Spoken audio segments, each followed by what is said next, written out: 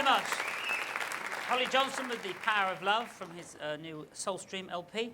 And now it's time to continue my routine inquiries, and I'm delighted to welcome to the bench Melanie C.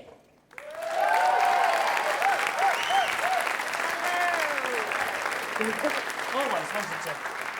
I'm so pleased that you're on this programme. It's high time that you were here. Now, the first song you played, Northern Star, Yes. is also the title of your LP. Yes. Is it an autobiographical LP? Oh, I think, yeah, that's fair to say. A lot of things that have happened to me over the last 3 years with the Spice Girls have been very influential in the writing that I've been doing. You know, it's a pretty big thing to happen to you in your life. Very strange things happen, amazing things happen. It is. When you first got together, did you expect that you'd have the sort of success that you had? Did you? Have any I don't idea? think you can ever expect something like that, but it's something, you know, we all dreamed of. And it's like, you know, we weren't ready to let anything get us down or anybody tell us any different. You know, we just wanted to battle on and make it, and we did. You certainly did. And what do you think, looking back over like the huge success that you had, what do you think the best and the worst bits of that success were? I think the best thing really is, you know, being here today and having just made this album that I'm not creeping. I'm going somewhere else.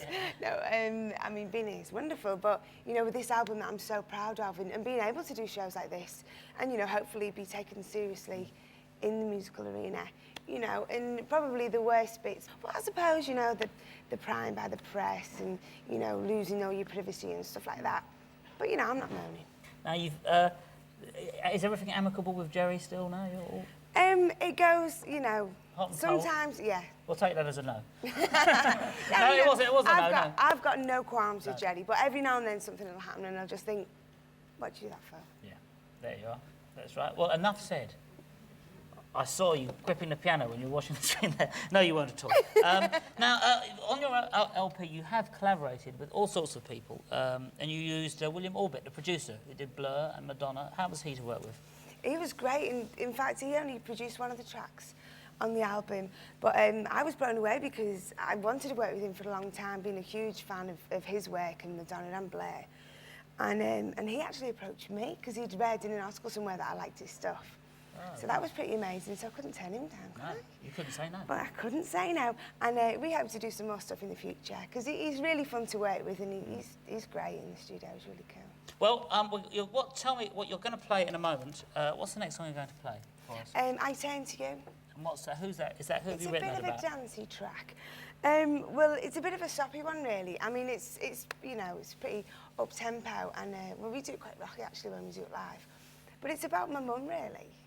You know, I turn to you, someone who you turn to in times of trouble, and she's always there for me. Right. Well, I hope she's watching this then. She better have She better be on this trouble.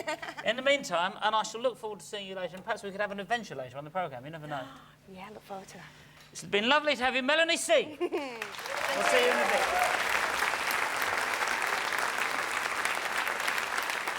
So, well, Melanie, we prepares with her band and starts to refigure. We come back in this direction.